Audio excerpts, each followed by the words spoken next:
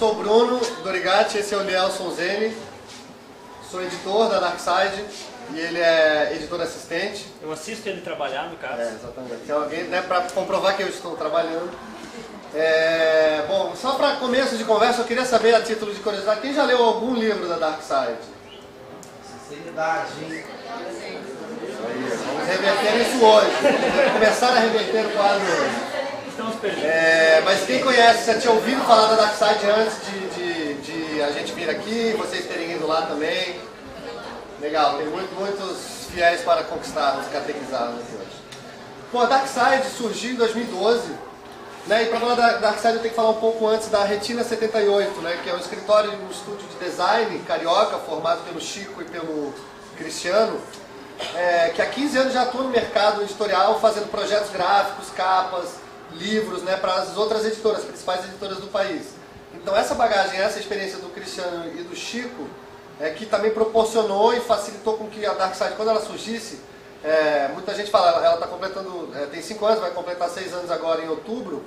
Ela fala, meu Deus, mas pô, vocês parecem que já estão no mercado há tanto tempo, há muito tempo, conseguiram se estabelecer muito rapidamente, porque além da Retina 78 já ter toda essa experiência, essa bagagem, a nossa equipe toda lá, seja do editorial, do comercial, da parte de marketing e mídia digital, já tem uma experiência prévia no mercado editorial, no ramo de jornalismo, de publicidade, de comércio de livros, trabalhando em livrarias.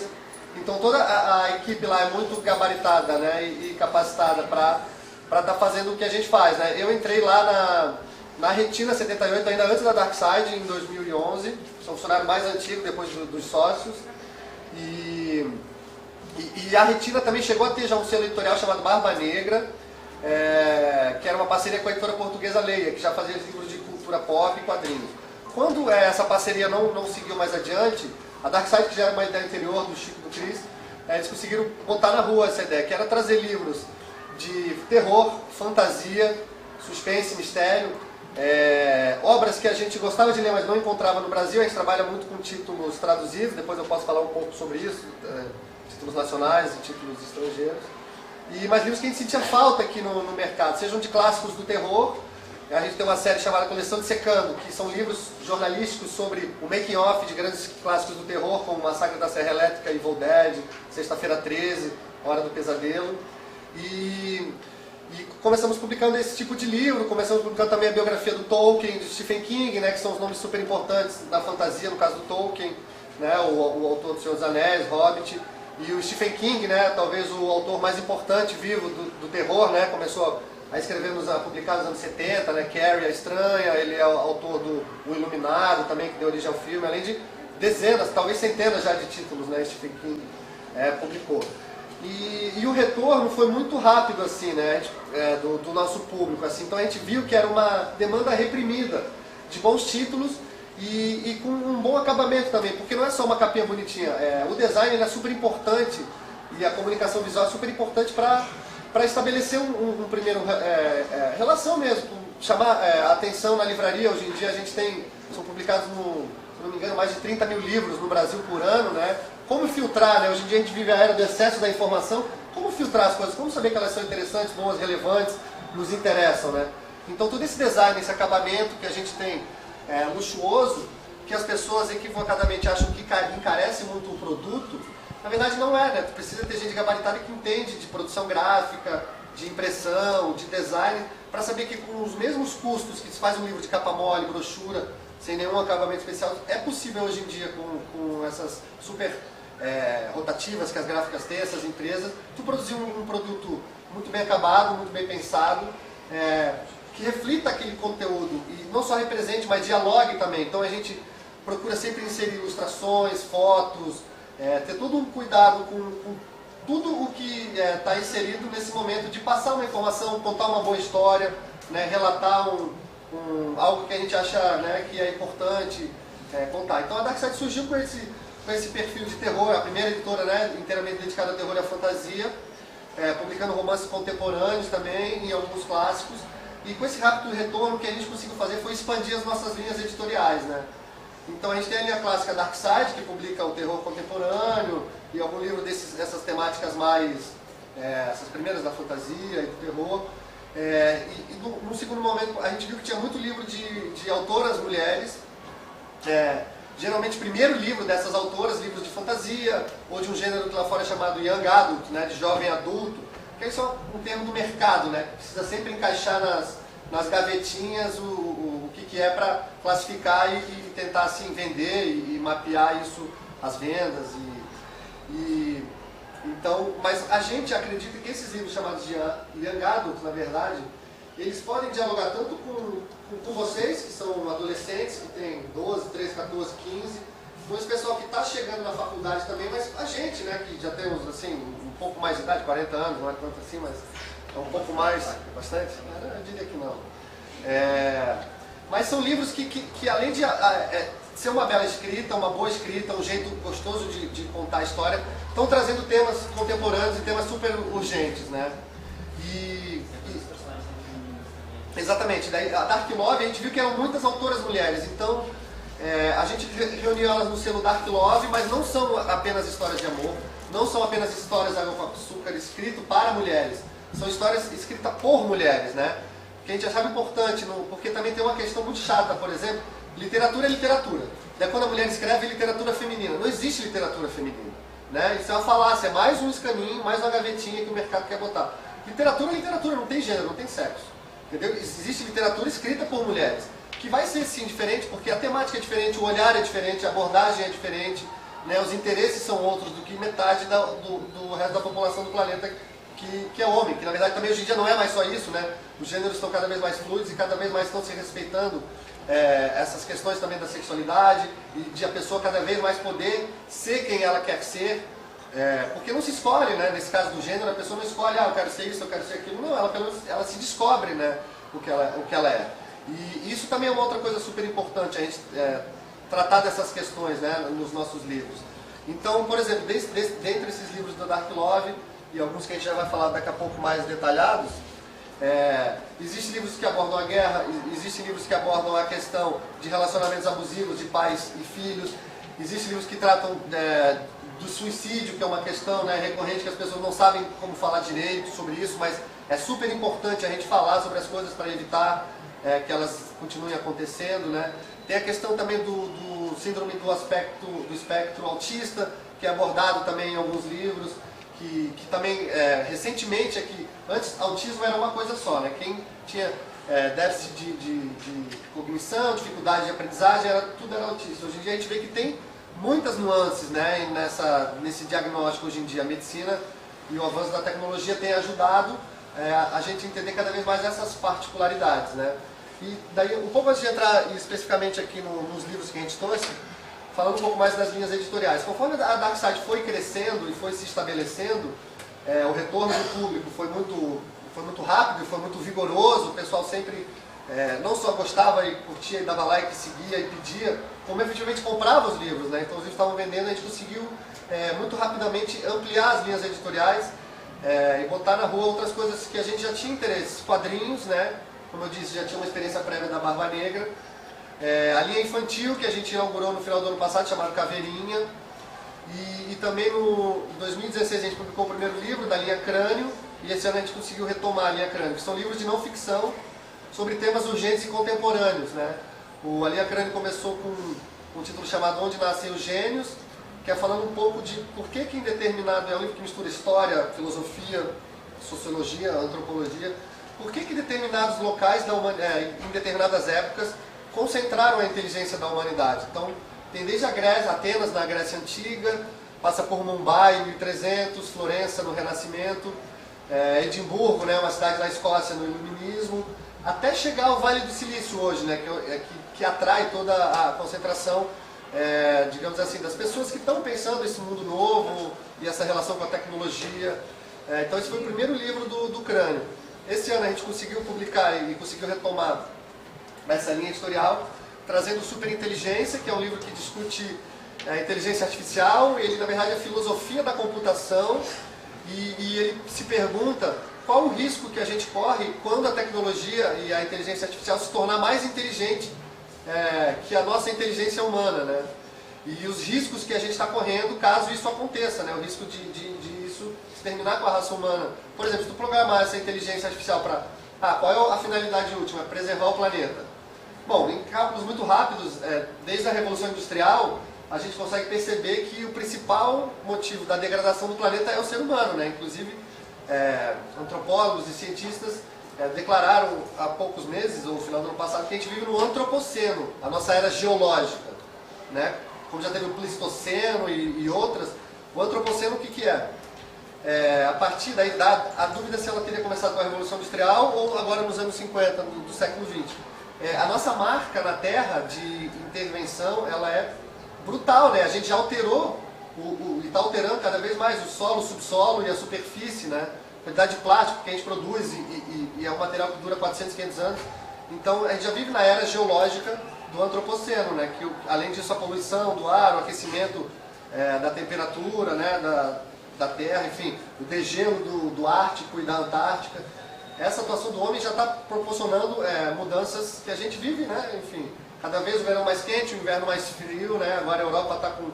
E a Europa e a Califórnia, por exemplo, tem com incêndios e ondas de calor horríveis, né? Horríveis, né? Porque nunca teve tão quente assim.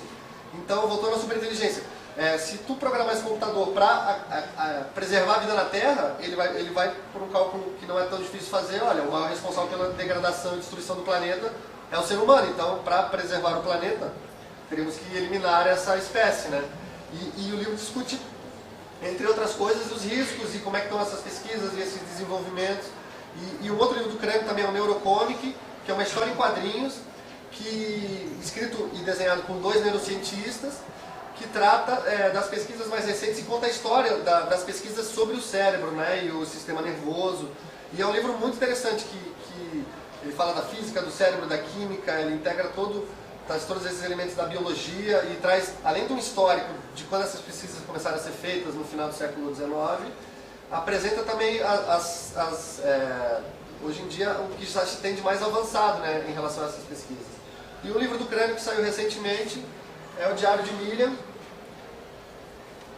que é um diário escrito pela Miriam. Ela é uma menina de Alepo, uma cidade na Síria, né, que foi totalmente destruída, né, ainda está sob guerra, né, a guerra da Síria começou em 2011, ali no contexto da chamada Primavera Árabe, né, quando alguns países árabes do norte da África e do Oriente Médio começaram a lutar contra as ditaduras e por mais direitos, condições e dignidade.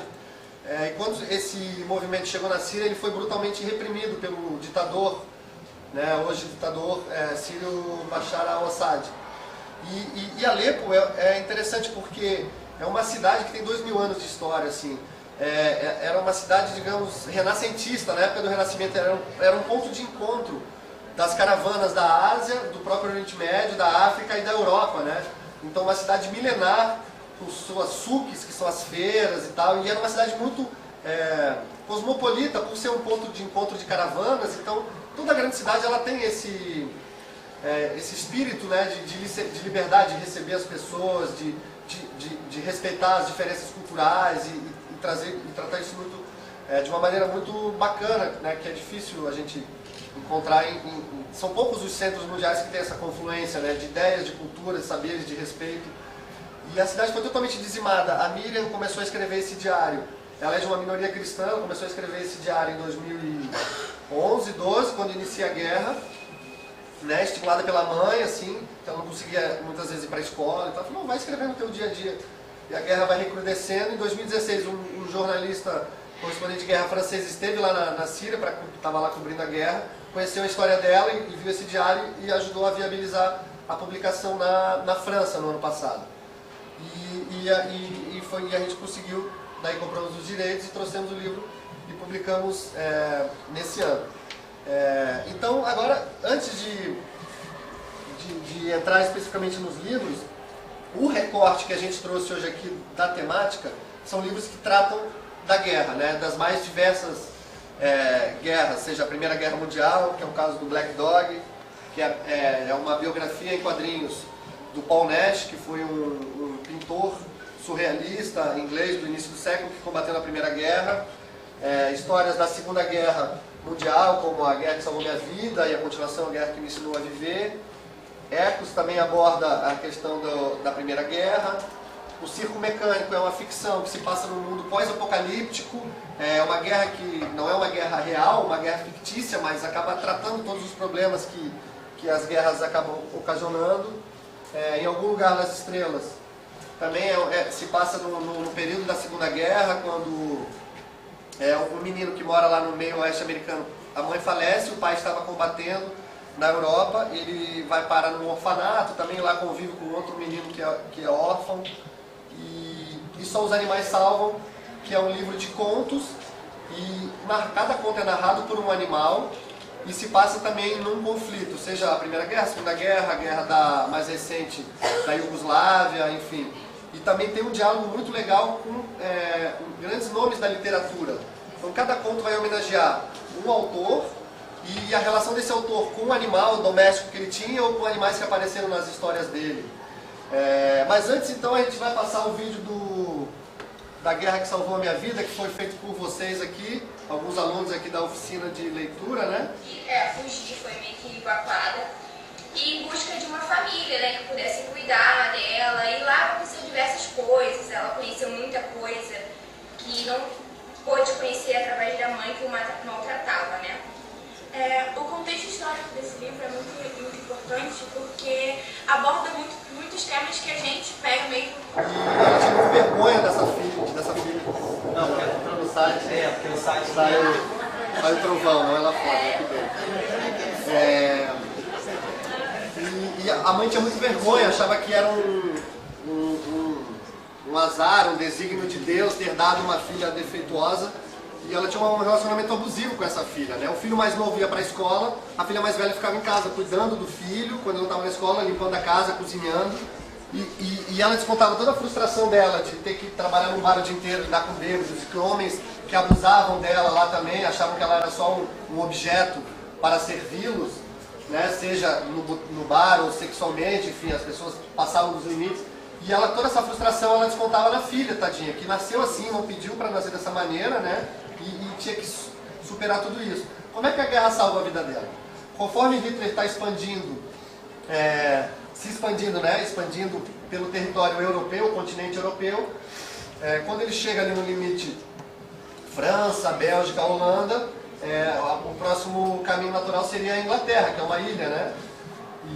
Então ele começa os aviões alemães começam a sobrevoar e ele ameaça atacar Londres. O que o governo britânico decidiu? Decidiu evacuar a cidade. Sobretudo os idosos e as crianças. Eles encheram trens com idosos e crianças e despacharam essas pessoas para o interior, para o litoral, para regiões onde não seriam o foco dos ataques de Hitler, né, da Alemanha. E a Ada, junto com o irmão dela, acaba indo parar no litoral, em Dover, que é a região até mais próxima da Inglaterra, onde fica hoje o Canal da Mancha, tem o Eurotúnel lá. E uma mulher mais nova, assim, de uns 20 e poucos, 30 anos, que morava lá, recebe essas duas crianças, que foi um efeito, algo assim, mas não é uma exigência, né? Mas era um momento de dificuldade que o governo britânico pediu para os seus cidadãos: olha, a gente vai precisar contar com vocês vão ter que receber esses idosos, essas crianças, para ajudá-las. E a Ada e o irmão dela acabam parando na casa de uma mulher que morava sozinha, e em frente a essa casa tinha uma família muito rica, que tinha cavalos e tal. Então ela vai primeiro aprender a ser tratada com dignidade. Essa mulher vai deixar ela se alimentar direito, vai dar roupas, vai deixar ela tomar banho, ela vai ter uma condição de vida que ela nunca teve, que ela ficava, quando ela fazia algo que a mãe não gostava, a mãe trancava ela na pia, né, no armário embaixo da pia, junto com as baratas e tal. Batia muito ela, humilhava ela verbalmente, falava que ela era um lixo, um traste, que ela não sabia o que ela tinha feito para merecer aquilo. E a Ada não entendia aquilo, mas ao mesmo tempo ela naturalizava aquilo, né? E até é difícil para ela, por exemplo, no primeiro Natal que ela passa junto, ela vê um vestido super lindo, ela fica com raiva e rasga o vestido, porque ela não merecia aquele vestido, ela nunca entendeu e foi educada de que ela poderia sim, né, como todas as pessoas, ter direito à dignidade humana, né, que é o mínimo, né?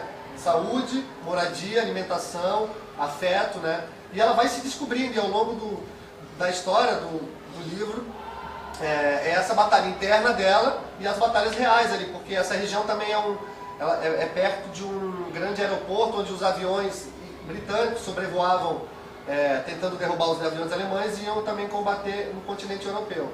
e ela também aprende a liberdade de andar a cavalo. Ela aprende a andar a cavalo, a correr, né, com o cavalo e aquilo também. Então são várias sensações de liberdade, de respeito, de dignidade, né?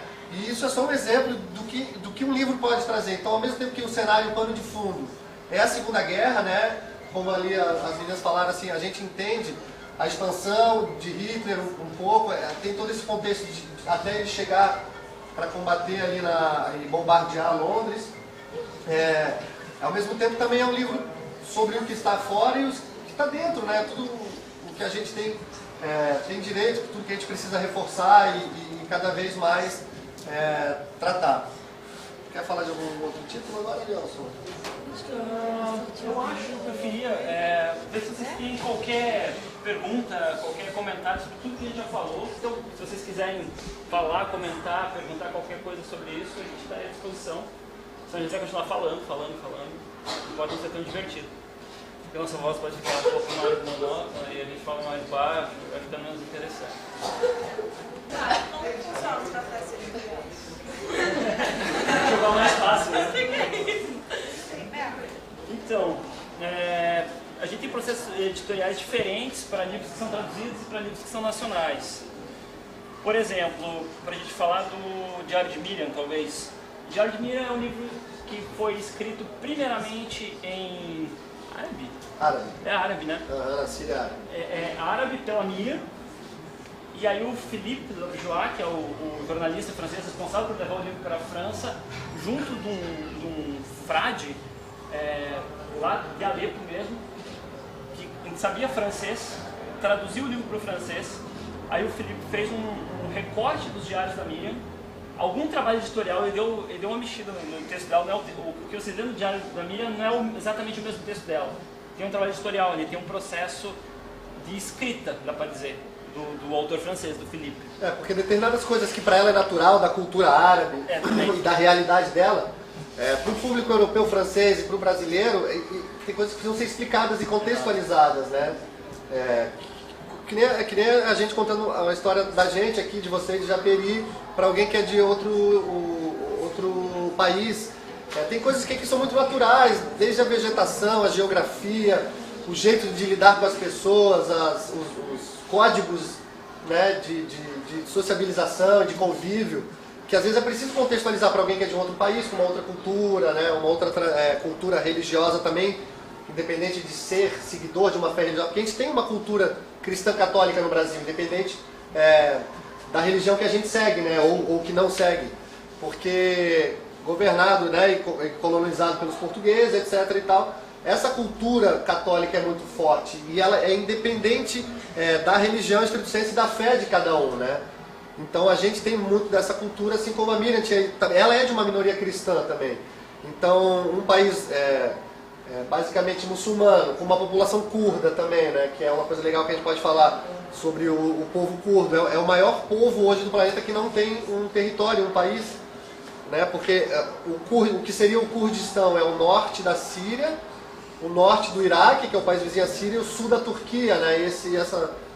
E esse povo está até hoje tentando, né, fundar o seu Estado e se emancipar ali, né? Tem as questões geopolíticas, financeiras, a guerra do petróleo e tal, os nacionalismos, tudo isso que... São situações que não se resolvem Exatamente. facilmente. Então, voltando lá ao... Tudo isso está implicado só na tradução do árabe francês. Aí o Philippe levou o livro para a França, aí esse livro saiu na França. Aí, depois você conta melhor a história do Joca, como tem a ver. Mas assim, chegou até a Darkside, a gente comprou os direitos do livro. Você não pode só pegar um livro que está lá fora e traduzir. Existe alguém escreveu esse livro e alguém merece receber por ter feito isso. Então, esse livro foi comprado os direitos e aí ele é traduzido para o português. Esse livro foi mandado para uma tradutora, a tradutora traduziu o livro do francês para o português, aí o livro vai lá para a Darkside. A gente começa a editar o livro. Ver se todas as opções que a tradutora usou são interessantes, se a gente concorda com aquilo tudo. A gente faz uma leitura muito crítica do que chega e transforma aquilo num outro texto. Isso é editado mais uma vez, depois ele é revisado para ver se todas as vírgulas estão no lugar. Aí ele é posto no InDesign e vira um livro de verdade. Até agora a gente está falando de Word.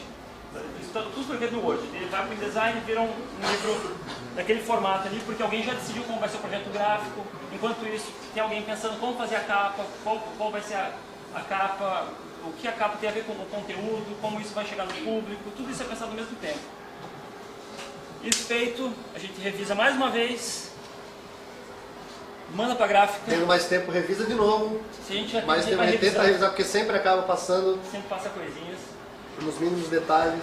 Manda para a gráfica, enquanto isso o comercial já está entrando em contato com as livrarias para botar o livro à venda. A gente faz reuniões, vai lá e apresenta o livro, leva a capa, leva o release, o resumo do livro, fala por que ele é importante, fala em qual contexto que ele está, com quais outros livros ele dialoga, que estão saindo agora, ou clássicos.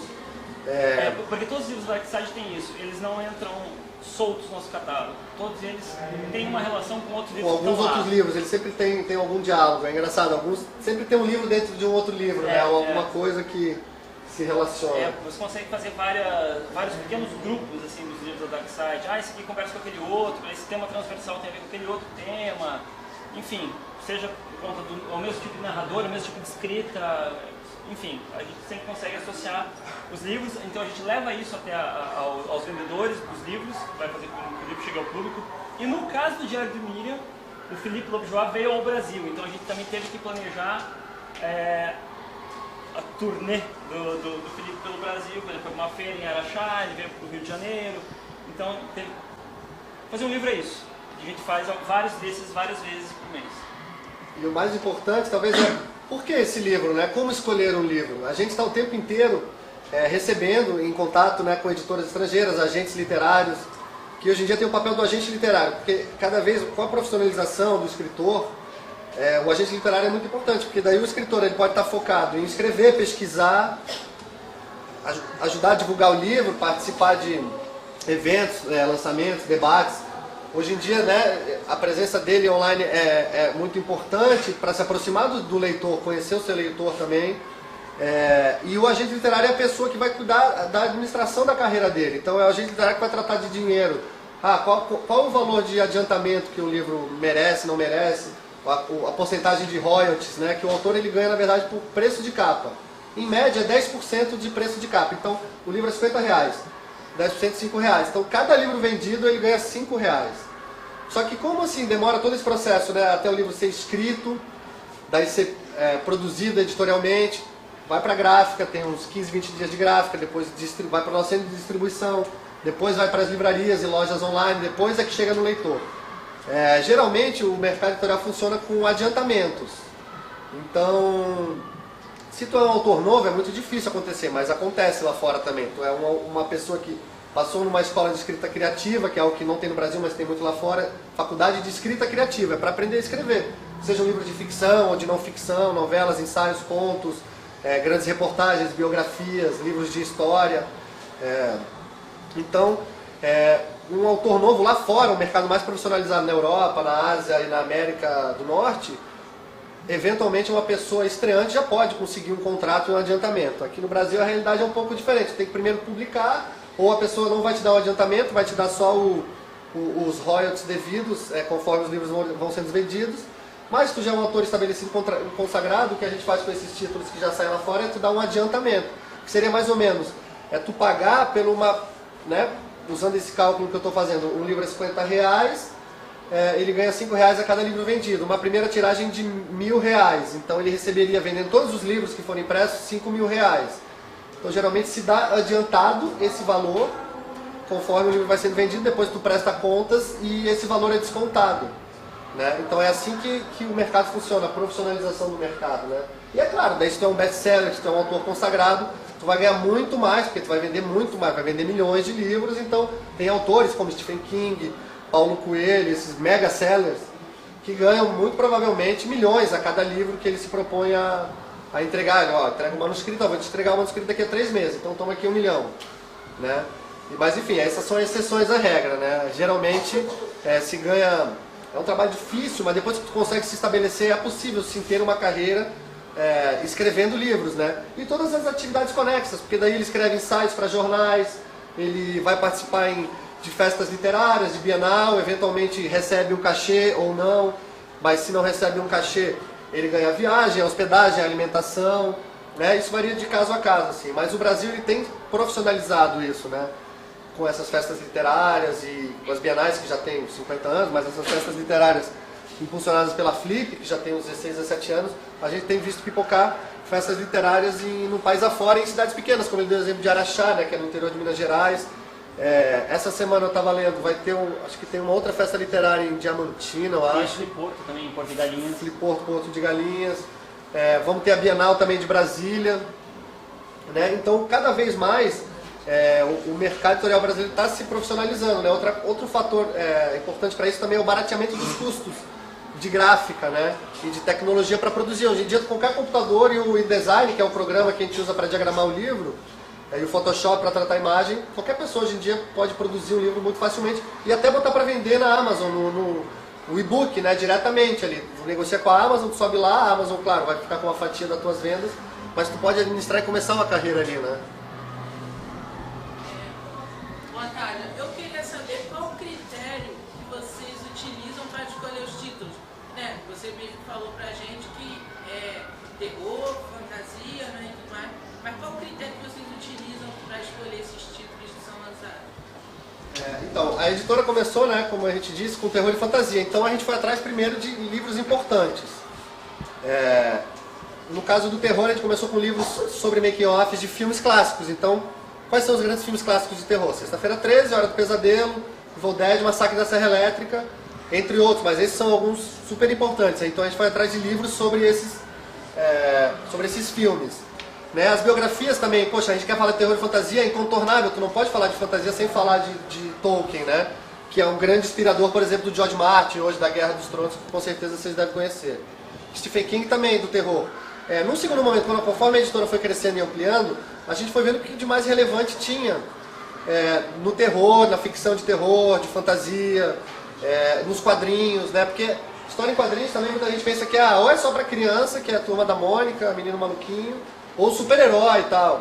Mas não, né? A gente tem uma tradição muito rica de história em quadrinhos. A história em quadrinhos, ela pode contar, qualquer história pode ser contada, né? A gente falou do Neurocomic, que pô, é um livro paradidático que ensina muito e de uma maneira muito legal, bacana e visual, assim, muito fácil de compreender como funciona o cérebro, a física do cérebro, a bioquímica do cérebro, né?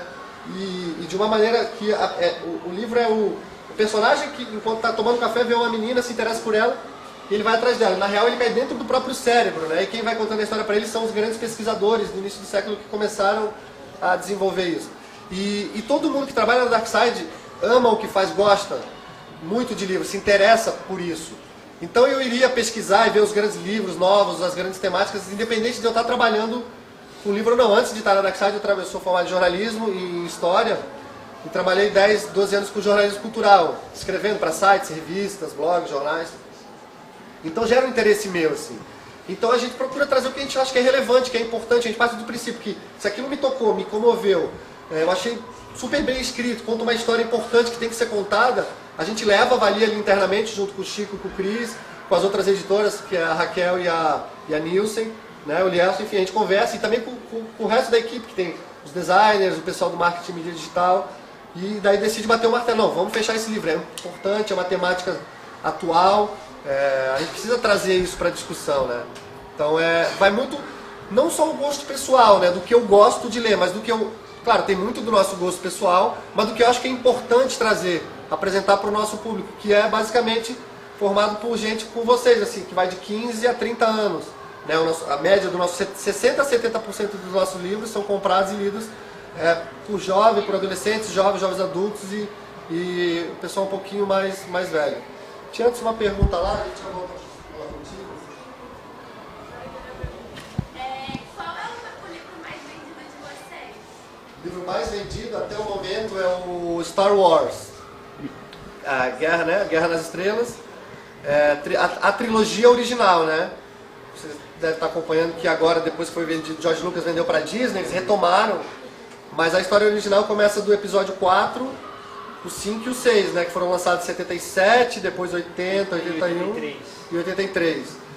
E são adaptações, que isso é uma tradição também do mercado americano, né? Esses filmes, na época, nos anos 80, quando saía o filme, eles faziam uma novelização do roteiro. Eles contratavam um escritor profissional, ou às vezes os próprios roteiristas e diretores faziam essa adaptação do roteiro.